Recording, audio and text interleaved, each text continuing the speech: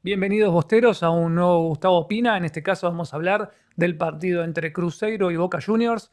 El partido que juega Boca de visitante y pierde con Cruzeiro. Primer partido que se pierde en la Copa Libertadores de este año. Una Copa Libertadores que arrancó muy bien Boca y es el primer traspié que está teniendo. Y como pusimos en la miniatura, un Boca verde pierde este partido. ¿Qué queremos decir con el Boca verde? El Boca verde es un Boca ingenuo, un Boca naif que entró de lleno en el juego que le brindó el Cruzeiro. Y no solamente el Cruzeiro, sino que también, lamentablemente, el árbitro de partido, que fue muy malo, hay que hacer un punto aparte en el árbitro, que también fue bastante malo, por lo menos en el primer tiempo, que influyó en el manejo del partido y cómo termina el partido, ¿no? Fue bastante malo.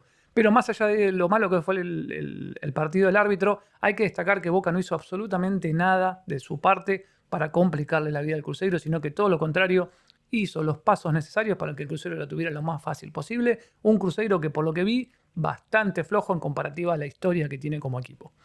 Volvemos ahora al partido. Vamos a lo que fue. Primer tiempo fue tan malo, que no hubo tiros al arco. Ninguno de los dos equipos patearon al arco. Así que fue tan malo ese primer tiempo que lo único que hicieron fue pegarse, empujarse, tratar de controlar el partido desde ahí. Y Boca, que venía siendo un equipo que controlaba los partidos desde el medio campo con el juego, entró en esa circunstancia de hacer el juego de agarre, de pegue, de golpeo, de te agarro la remera, te meto el dedo, te hago esto. Entró en ese juego sin necesidad. Desde el primer empujón con Paredes, que lo habían amonestado, también sin necesidad. Un jugador como Paredes, que es capitán, tiene que demostrarle a los otros jugadores cuál es el camino a seguir, pero lamentablemente, bueno, entró rápidamente en esa vorágine que le planteó el Cruzeiro, y en esa vorágine Boca perdió el mediocampo, empezó a perder la pelota, no la tenía, no encontraba el balón y se complicaba la vida solo. Y acá vamos a los errores del árbitro. Ahora vamos a hablar. Primer error, como decía, esa amonestación a Paredes, que lo limitó durante todo el partido, lamentablemente, de los 5 minutos ya estuvo amonestado. Y después la que termina siendo expulsión de Vareiro con dos fules de un delantero que generalmente va a forcejear con los centrales y lamentablemente esos dos fules que lo amonestaron, creo que en el fútbol que uno jugaba cuando era chico, en el fútbol antes del VAR, esos fules con suerte eran cobrados full y no recibían nunca una amarilla, pero lamentablemente en el fútbol moderno, el fútbol de este VAR, que lo hemos visto en la Champions en los últimos veces, lo hemos visto en los mundiales, se han cobrado penales por cosas que antes prácticamente no existían y ahora te empiezan a cobrar fulles por golpes o forcejeos naturales del fútbol y lamentablemente esos golpes terminan siendo tarjetas, en este caso amarillas o, como te pasó con Vareiro, una doble amarilla y una roja. Con eso dejó a Boca muy mal plantado porque quedaba con un jugador menos para arrancar ese segundo tiempo. La tarjeta roja, recordemos que vino en el fin del primer tiempo, la de Vareiro. Entonces, empieza ese segundo tiempo y, aparte de cometerse el error de los jugadores verdes dentro de la cancha, de entrar en el juego de Cruzeiro, sucede el verde de fuera de la cancha, que es el del DT. ¿Qué hace el DT? A los pocos minutos del segundo tiempo mete dos cambios en los cuales saca a Menentiel, que era el único delantero, un partido encima que se ponía a, ¿cómo decirlo? A lo que más le gusta a Menentiel, que es jugar al contragolpe, jugar a tíreme en la pelota, yo corro para adelante, eludo a algún jugador y quizás meto un bombazo y hago un gol, como nos pasó con el Bayern. Pero bueno, lamentablemente no, el técnico no quiso contar con Menentiel, quizás porque estaba o está lesionado o tiene algún problema físico que no le da como para aguantar ese segundo tiempo corriendo y decide meter a Ceballos en su lugar. Un Ceballos que, como decíamos, venía con buenas y malas, no entrando tan bien, se le complica porque obviamente acá era jugar al pelotazo para él y que haga lo que él pueda, y decide en el mismo cambio, o en la misma ventana de cambios, meter a Figal y terminar jugando con 5 en el fondo, lo que hizo que Boca se desorganizara en ese fondo de, del campo y empezar a perder marcas. Al perder marcas, Cruzeiro lo primero que lee es que Boca se va a tirar atrás, se tira atrás, instantáneamente Cruzeiro se va un poco más adelante, ya era el segundo tiempo, empiezan a llegar a un par de jugadas de Cruzeiro, se veía venir que estaban tirando centros, estaban teniendo posibilidades de gol, no claras, pero posibilidades de gol, y después terminan casi en el minuto 82 llegando al gol del Cruzeiro con una jugada por abajo, que es increíble. Metes 5 defensores, tenés 4 defensores dentro del área tuya grande y el gol te lo terminan haciendo dentro del área chica. Es increíble lo mal que marcaba Boca teniendo más jugadores en defensa que a veces, como decimos siempre, más es menos. Tenemos más jugadores en defensa, pero si no está ninguno marcando, no nos sirve. Dicho sea de paso, el Costa, que es uno de los centrales, termina marcando al delantero que tira el centro hacia atrás y termina haciendo gol. Así que muy mal todo el planteo que eligió hacer el técnico y encima, como digo, lo hizo a los 60 minutos de partido. O sea, 30 minutos enteros Boca tuvo que tratar de defenderse y se defendió.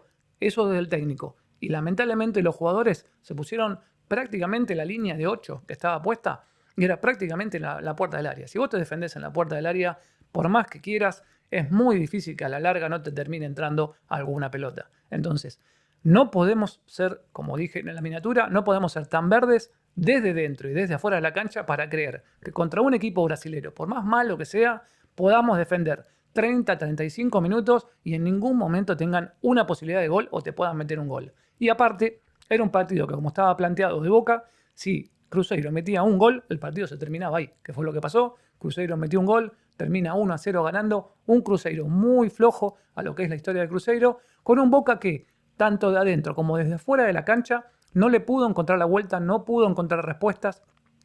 Como digo, verdes, tanto desde adentro de la cancha como fuera de la cancha, se entró demasiado en el juego del Cruzeiro, tanto que el final del partido termina siendo en una emboscada, digamos, para los jugadores de Boca, de que te cargo, no te cargo, de los jugadores de Cruzeiro, y los de Boca terminan queriendo trompear, no queriendo trompear.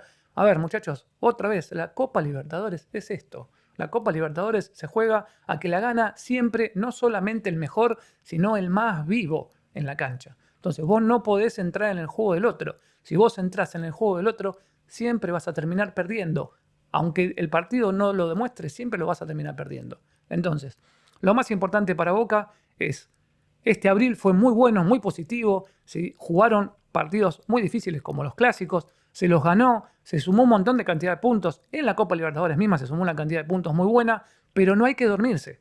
No hay que pensar que porque se ganaron 2 partidos ya tenemos la Copa resuelta y ya tenemos la clasificación hecha. Ahora nos quedan partidos muy importantes, se viene un mayo cargado en la primera quincena, tenemos el partido ahora de Central Córdoba por el torneo, tenemos el partido de Barcelona de Ecuador para la próxima semana y hay que tratar de conseguir la mayor cantidad de puntos para poder clasificar mejor en el torneo local y poder llegar a ser primeros en la Copa Libertadores para que si tenemos un poco de suerte, en el sorteo nos toquen cualquiera de los segundos que esperemos no sean tan buenos equipos para poder tener un cuadro aceptable para poder seguir para adelante. Como resumen del partido, como dije, verdes tanto dentro como fuera de la cancha. Recordemos que tenemos un equipo limitado de 10 jugadores, nos falta marcador 4 de punta por lo menos.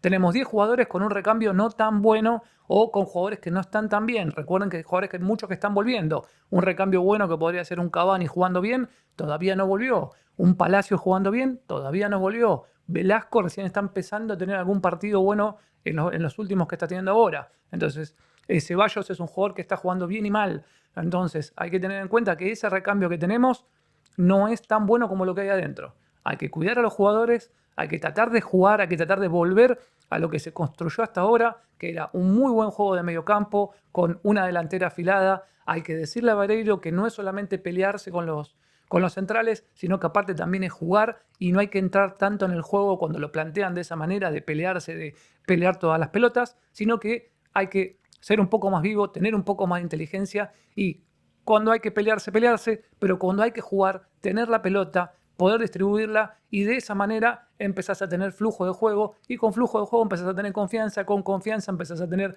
mejor juego, con mejor juego empezás a tener goles, con goles empezás a ganar partidos. Entonces, muchachos, todo lo que se ganó en este abril de confianza, de buenos resultados y de armado de juego, tenemos que mantenerlo para mayo porque acá, si te dormiste o si tuviste 2, 3 resultados no tan buenos, en el torneo local quedas afuera rápidamente y en la Libertadores con 1 o 2 traspiés podés quedar afuera también tempranamente, por lo menos en lo que es la clasificación. Así que, por favor, jugadores, a ponerse las pilas. Acá no hay que darse por dormido. Es un partido malo.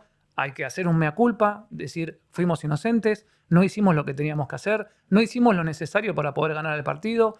Ellos nos ganaron más con inteligencia que con juego. Nosotros no fuimos lo suficientemente inteligentes y encima tuvimos, acá vamos a abrir el paréntesis, un arbitraje que fue bastante malo, como digo, que empezó con una amonestación, después quiso controlar el partido y lamentablemente no lo pudo controlar en ningún momento. La gresca final es una clara demostración de lo que hizo el árbitro en todo el partido. Querer manejar el partido y prácticamente ni lo contaron los jugadores, tanto del Cruzeiro como los de Boca.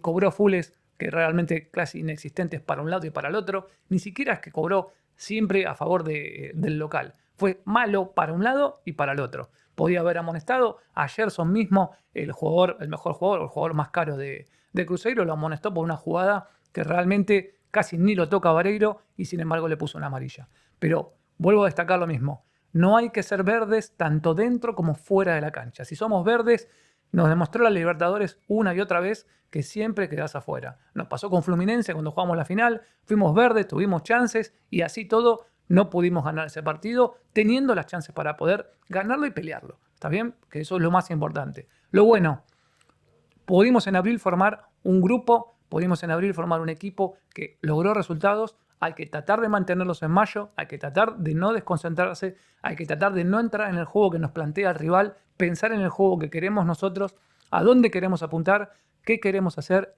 en qué somos fuertes y tratar de seguir fortaleciendo eso y ayudando a los lugares donde no somos fuertes, como en el caso de Wenham o en el caso de la derecha de nuestro equipo.